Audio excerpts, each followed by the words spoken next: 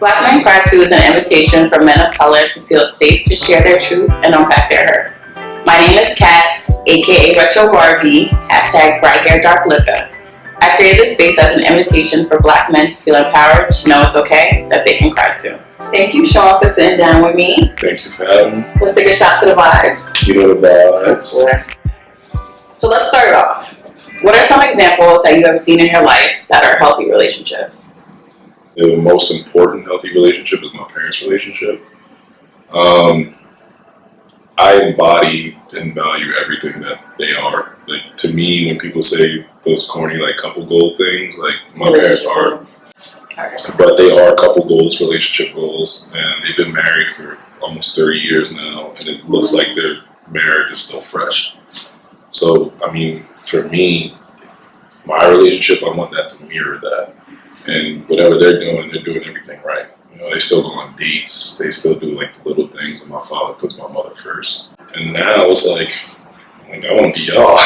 All right. So, what steps are you taking to embody and mirror your parents' relationship and like your relationships? I'd say just understanding yourself first and understanding what you want. Because I feel like in a relationship, as two individuals have to be happy and come together, and then you guys contribute to each other's happiness that way, versus feeling like you might have to rely on your partner. As long as you're upfront and honest about what you want and what you can get out of the relationship, I don't think there's anything that could really stop you from moving forward. And how do you bring that up? Like, how and when do you sort of put both of your values on the table and see, are they matching up? And if there's something that's very different that can cause a rift or a drift, how do you overcome that or decide like maybe it's best if we part ways? I think, well, the first question, how you bring that up is super simple. It's just an open dialogue, right? I feel like our generation is like super like defensive or combative. I understand like my go-to is open dialogue. Like, every disagreement is not an argument. Like, you can just have a conversation and just move on from it, right? And sometimes you just gotta understand, like, you know, when to hold them and when to fold them. So, for example, I had a relationship that was like really, really toxic, and I invested in her dreams, everything that she wanted, right? But I saw more of her potential than she saw in herself. And to the point where it just became cancerous for me. Like, my well-being was like was being drained out of me. So then I was just something we can't do. So speaking of toxic relationships, a lot of us associate infidelity as a toxic relationship. From your experience and your opinion, what do you think causes men to cheat? One of my best friends, obviously, I'm not gonna rat you out, but he's I can't. But he's a savage. Like, he's wild. Wow. And for him, it's just, I think it's like in his case, like a power thing. All right, so there's like a statement out there that I somehow agree. Like, when a guy cheats, he's not cheating on someone that he wants to be with. He's cheating on someone that doesn't equate to their woman in any way. It's something short-term to fulfill some type of short-term need, whatever that may be. But when a woman cheats, it's more calculated, right? It's like you're thinking about doing it with somebody who you could potentially see yourself with. And like, for him, you know, it means nothing to him at the end of the day. But I feel like for a woman, it's like you're doing it and then potentially setting up chess pieces to either be with said person because you see something that's better than your current situation. So, are you saying that you feel that women can't cheat without emotion? I'm not saying that. I'm just saying from a male perspective, when someone is, so again, this is somebody I know and I'm using their relationship as an example. Like, they're heavily invested in me, right? I feel like women can do that if they wanted to, and honestly, women go to the grave with more shit, like, than men know, right? But I just feel like it's for women, if you do that with no strings attached, it's more so you're not fully invested in the person that you're with anyway. So, like, if you're fully invested in a relationship, women And since this is Black Men Cry Too, like men are emotional, but we hide our emotions differently. Like we don't. A lot of men don't know how to express themselves and come forward and be honest about certain things. So women, for the most part, I'm not trying to sound stereotypical, but women can be emotional and wear their emotions on the sleeve. So I feel like if you're heavily invested in a relationship, you're going to calculate the person that you want to cheat on your man with, if that makes sense. But I think to her point is maybe there aren't calculations behind certain women. It can literally be, this looks very nice. I mean, I want to dive in. for sure, but hear me out. Like, that's okay. And I'm not saying every woman is the same. Every guy is not the same. You know what I'm saying? It all really comes down to what you need to feed your ego and what you like. At the end of the day, if if that's what you're into and you're not fully invested in a person, then be honest. You know what I'm saying? Like again, some people are different. Some people are openly okay with cheating and tell them, like, I gotta go. And if women are okay with it, then it's cool. Like, that's still not cool, but like it's different for everybody. So what would hypothetically make you cheat on your partner? I'd say just an absence in the relationship, right? Like, well, it's different for me because, like, when I see a problem, I address the problem. Like, I don't like to wait. For me, if I was the type of person where there was an absence in my relationship, like I'm in a relationship but no one's present, that might cause me to step out. And I'm also super petty, so like if you cheat on me, I'm trust and believe it'll be somebody that you know. So what do you feel is more so the double standard? Like, how would you respond besides you being petty and cheating back? How would you... So not being petty and cheating back. Right. How would you respond when you find out that you were cheated on? Like, initial response. So the proper way of not being ain't shit. Honestly, you just gotta talk about it. At the end of the day, like, I'm the type of person I'm calculated, but I'm also the type of person, like, I'm extremely okay with the repercussions and talking about, like, if anything ever happened to me or with somebody else, because at the end of the day, like, it's my time and energy. Just address the situation while you do it. And then after that, it's kind of like, can we move on from this or no? Right? And if it's not mendable, then bye. I'm out. Like, To dive into another misconception, tell us about your experiences dating outside your race. I think from just like a neutral perspective, dating outside your race can still be a challenge. I'm not saying it's more challenging than dating within your race. It's a different challenge because at the end of the day, you guys come from two different backgrounds, and not only that, from a culture standpoint, you come from two different environments, right? So that takes a large factor. And me personally, I don't have a preference on whether it could be white, black, Spanish, Asian, da da da. Like, I've dated women from all races, from like Middle East to Egyptian to different ethnicities of black. You know what I'm saying? I just think that it's okay to date outside the race because at the end of the day, you like what you like, and no one should hold you back from your happiness. I don't think it's a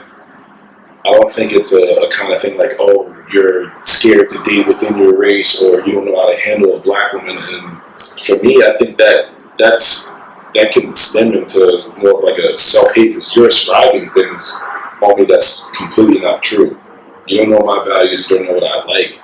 And at the end of the day, everyone has their own preference. Everyone has their own preference in sexual orientation, who they like, what they like.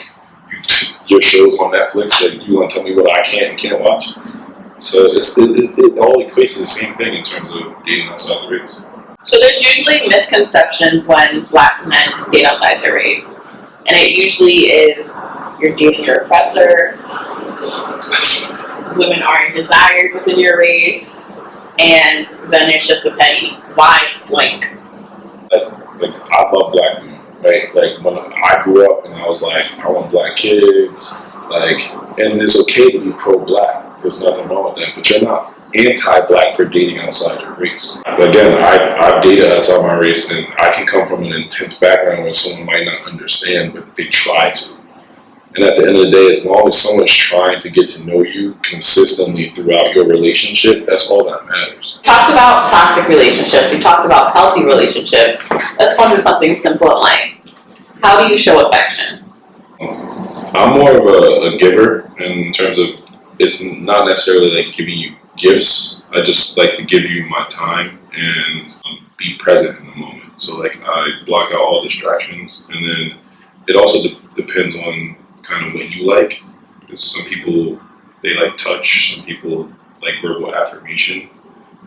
So love languages. Yes. Do you know your love languages? My love language is just time and affirmation. I invest in someone, I invest in everything, your dreams, I see your potential and I try and like raise the bar for you. How do you learn your partner's love language? Experience, because if you don't, you just go get into a bunch of arguments. You find out what you like or you don't like about the person. And it's kind of adjusting. It's better to understand that person if you really value the relationship, so you guys can move forward, right? Because at the end of the day, if you don't do that, then you're gonna run into a lot of problems. So for me personally, it's just, if I realize we're walking and you constantly try and grab my hand, I understand that touch is important to you. Yeah, exactly. So like, now that I know touch is important to you, we chill on the couch, we land, I'll caress you, I'll hold you. I understand that cuddling is important to you. So sometimes there's misconceptions and stereotypes around being a black man. And being that you are 6'4" and some change. I'm assuming that you've been stereotyped as like, are you a basketball player? I'm still big brown. There you go. Can you talk about different ways you've been stereotyped as a black man? To hear that you're a ball player can come off sometimes as a compliment, but sometimes it's just ignorant. I think you guys are good at it for a certain height. Because if you want to see my hair, you got the Duke starting 5 and shit. Like, no, I don't play ball. I'm just tall. So I just rather just people not associate and have to describe me with either being an athlete. I could be, a physicist and nobody would know. I'd prefer you just to get to know me and ask me what I do, versus just like somebody that on the train, somebody was like, "Yo, you play ball, right?" I was like, "No." I have headphones on too, so stop talking to me. Like, what are you doing right now? You look stupid. But that's the lighter ones. But at the end of the day, I think no matter who you are, you could be an athlete or not, you're still just going to be black to anybody else. And however people view black people, that's just what it's going to be. For me personally, I feel like I carry myself very well, like with respect, professionalism, and like people will notice that. But at the end of the day, like I could still be an innocent bystander to police, or just a casualty to police, to anybody, just some nigga at the end of the day. Still nigga. Exactly. I can have all the money in the world, so at the end of the day, people are going to think whatever they want. So how do you respond when you get stereotyped? Let's just say I'll do a lighter and yeah. Lighter ones, you want to educate the people. You probably shouldn't describe someone like that, because the lighter ones are easier. It's easier to educate those people, right? You're like, no, thank you. If you meant that as a compliment, you don't want to belittle somebody. That's You not never know the intention. exactly, right? And you educate them, like, yo, you shouldn't. The first thing you shouldn't say, like, especially with my white friends, they don't describe me as my black friend, right? And they understand that they go for different attributes. He's tall, it could be built, he dresses well or something like that. And Are you just complimenting yourself, right? I I'll let it slide. But with ignorant people, we can't really show our asses to those people, because at the end of the day, we super down to those levels. Like me personally, if you're ignorant, I don't think anything warrants a response from me. Have any of your experiences with being stereotyped made you want to, or made you even alter your appearance, the way you speak, the way you carry yourself? No.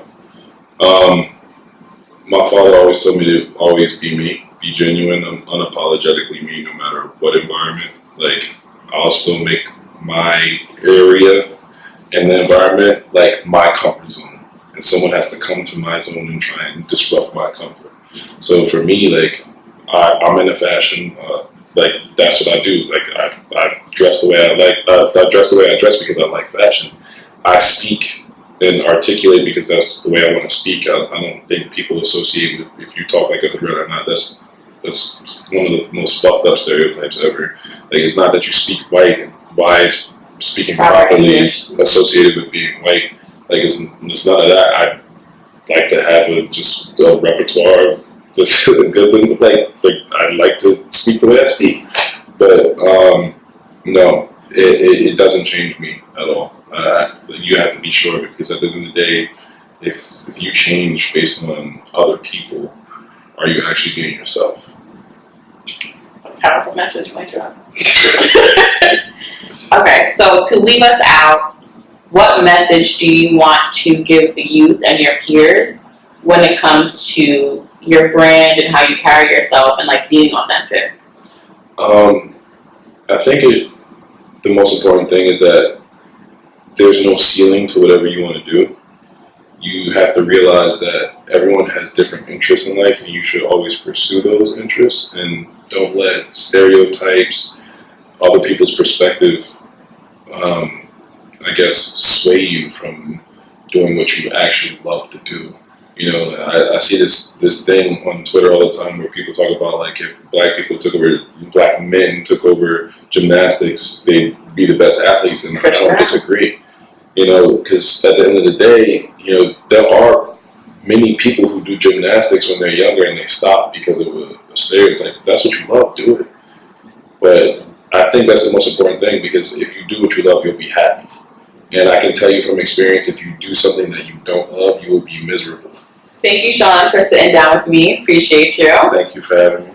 You're welcome. And let's just give some last words that you want to leave the folks with.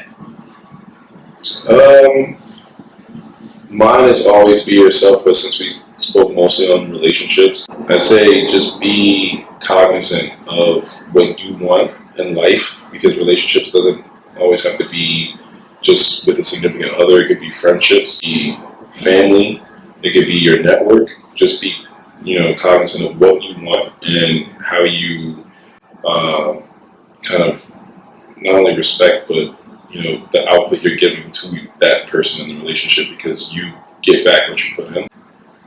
Great answer. Thank you. And then lastly, give us 3 songs that you listen to whenever you're in your feelings, no matter what those feelings are. Can I give you 4? Sure. One would be Soundtrack to My Life by Kid Cudi. Amazing song. Second one would be Nights by Frank Ocean. Another amazing song. Third would be Christian Dior Denim Flow by Kanye. Bigger. And the fourth would be Full of Smoke by Christian.